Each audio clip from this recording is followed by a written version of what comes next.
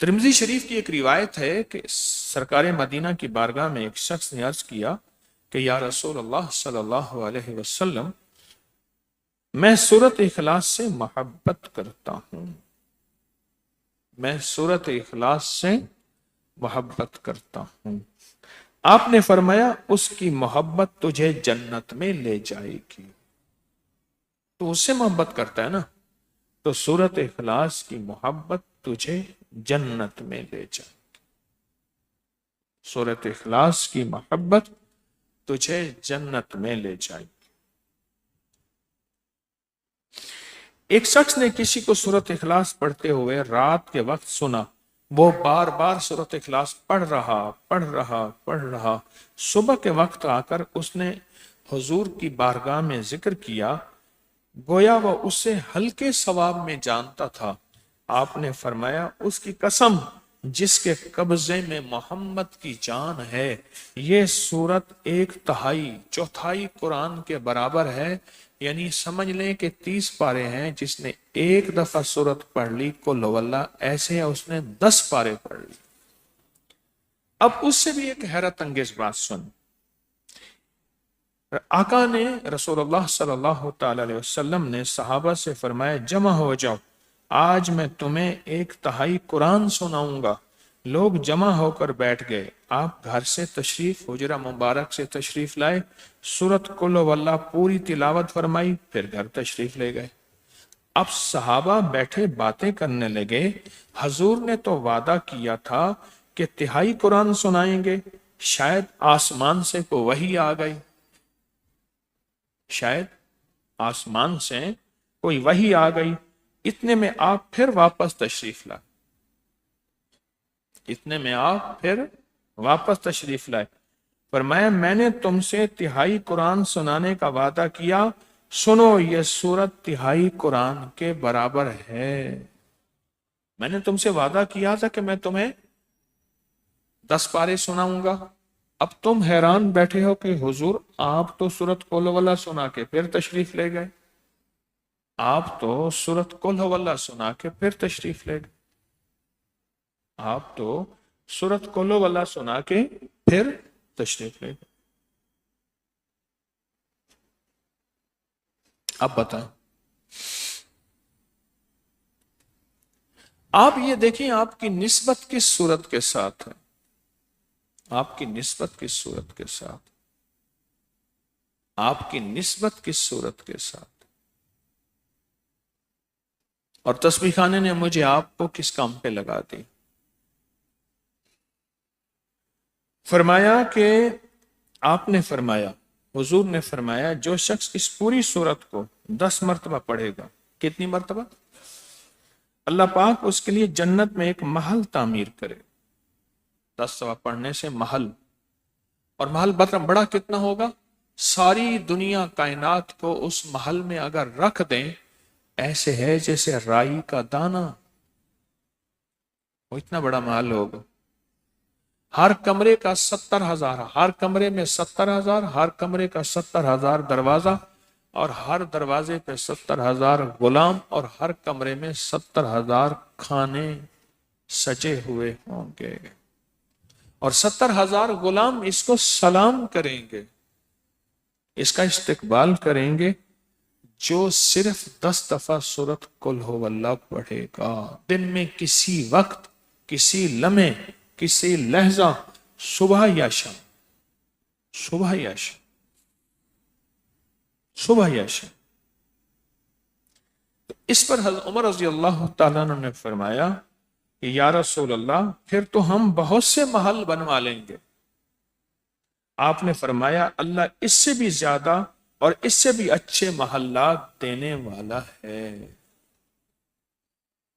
تو سوچیں یہ تو 10 دفعہ کا فائدہ ہے، اور جو ہم مسلسل جمعراتوں میں ہزاروں دفعہ پڑھ رہے ہیں، لاکھوں دفعہ پڑھ رہے ہیں، اور پوری دنیا ہمارے ساتھ ہے، تو بولو اس سے کتنا فائدہ ہوگا، اور اس سے کتنی برکت ہوگی، اور اس سے کتنا کمالات اور برکات ہوں گے۔ سوچیں تو صحیح، کتنی برکات، کتنے کمالات ہوں گے۔ کتنے کمالات اور کتنے برکات ہوں گے. آپ سوچیں تو صحیح، سوچو. تو پھر اگر آپ اس کو توجہ سے پڑھیں گے، فرمایا کہ ایک درویش تھے، وہ قبرستان میں گئے، تو قبرستان میں جانے کے بعد انہوں نے 19 بار سورۃ قل ھو اللہ پڑھ کے قبرستان والوں کو ہدیہ کر دی. کتنی بار؟ 19 بار ہدیہ کر دی. رات کو خواب میں دیکھا کہ تقسیم ہو رہا، اور بہت زیادہ. ان سے کہا کیا ہے؟ اور کہا کہ یہ جو آپ نے ہدیہ کیا تھا یہ تقسیم ہو رہا اور سب کو مل رہا. اور ایک اور روایت ہے، ایک درویش نے خواب میں دیکھا کہ مردے میتیں ساری ان کو ہدیے تقسیم ہو رہے. پوچھا کیا ہے؟ کہا کہ ایک دفعہ ایک بندہ گزرا تھا قبرستان سے، اسے قبر والوں کے بارے میں ترس آیا تھا، رحم آیا تھا، رحم آیا تھا قبر والوں کے بارے میں. اس نے ان کے لیے دعائیں مغفرت کی تھی اور سورۃ قل ھو اللہ اتنی دفعہ پڑھ کے ان قبر والوں کو دی تھی.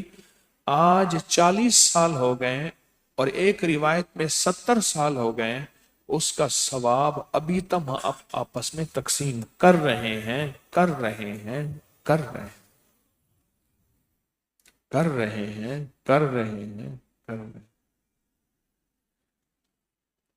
کس کام پہ ہمیں اللہ نے لگا دیا؟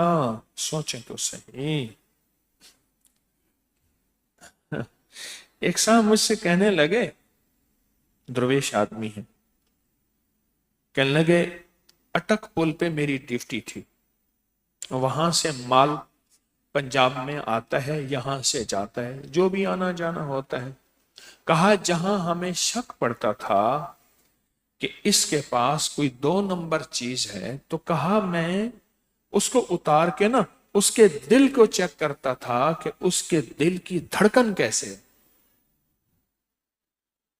دھڑکن بولتی تھی کہ اس کا اندر کیسے، اس کے پاس کوئی 1 نمبر چیز ہے یا کوئی 2 نمبر چیز بھی ہے. بندہ بندے کو سمجھ لیتا ہے، پرکھ لیتا ہے. اسی طرح فرشتے کیا کرتے ہیں؟ 3 چیزیں چیک کرتے ہیں بندے کی، دیکھتے ہیں. ایک زبان دیکھتے ہیں، سونگتے ہیں، ایک پیٹ سونگتے ہیں، ایک پاؤں سونگتے ہیں. زبان سونگتے ہیں منہ کو کہ اس کے اندر اللہ کی یاد کی خوشبو ہے. پیٹ سونگتے ہیں اس کے اندر اللہ کی محبت میں بھوکا رہنا ہے روزوں کی شکل میں. اور پاؤں سونگتے ہیں کیا یہ قدم کبھی تسبیح خانے جیسی جگہوں پہ اللہ اور اس کے حبیب کے عشق میں اٹھے ہیں. پاؤں سونگتے ہیں فرشتے. آپ کتنے خوش قسمت ہیں، آپ کتنے نصیبوں والے، آپ کتنے مقدروں والے کہ اللہ نے ہمیں کس کام پہ لگا دی. اگر کوئی اعتراض کرے بھی اس کے لیے ہمارے دل میں دعائیں ہوں. اچھا اعتراض جس نے کیا ہے معلوم ہوا آپ لگے ہیں تو کیا ہے. اب یہ بھی خوشخبری کی بات ہے. سوچیں، کام میں لگے ہیں. برف والے کو برف والا کہاں اس وقت جائے گا جب اس کے پاس ڈھیر ساری برف ہوگی. اگر چھوٹی سی برف تھیلی شاپر اخبار میں کسی ہاتھ میں لے کے جا رہا، اس کو کوئی برف والا کہے گا؟ ہاں، جس کے پاس بہت زیادہ سبزی ہوگی، جو گھر کی سبزی لے کے جا رہا، اس کو کوئی سبزی والا کہے گا؟ جو ایک سوٹ کٹوا کے ایک تھان سے جا رہا 2 سوٹ، اس کو کپڑے والا کوئی کہے گا؟ کپڑے والا تو کہے گا اس سے جس کے پاس ڈھیروں کپڑا پڑا ہو، اس کو کپڑے والا، برف والا، سبزی والا کہے گا. اور آپ کے پاس معلوم یہ ہوا کہ جو تسبیح، ذکر، اللہ کی یاد اور اس کے حبیب کملی والے کی یاد آئی ہے، تو آپ کو لوگوں نے کہا ہے یہ کس کام میں لگ گئے؟ معلوم ہوا لگے ہیں تو کہا.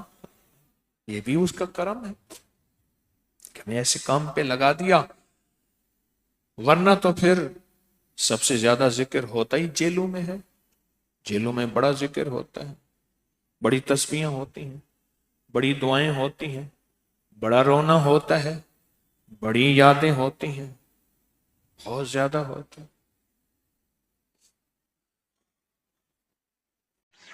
ہماری اس ویڈیو کو لائک کریں، سبسکرائب کریں اور زیادہ سے زیادہ لوگوں کو سبسکرائب بھی کروائیں۔ آپ لوگوں کے لیے صدقہ جاریہ بنے، اللہ آپ کی تمام مشکلات کو ختم کرے گا۔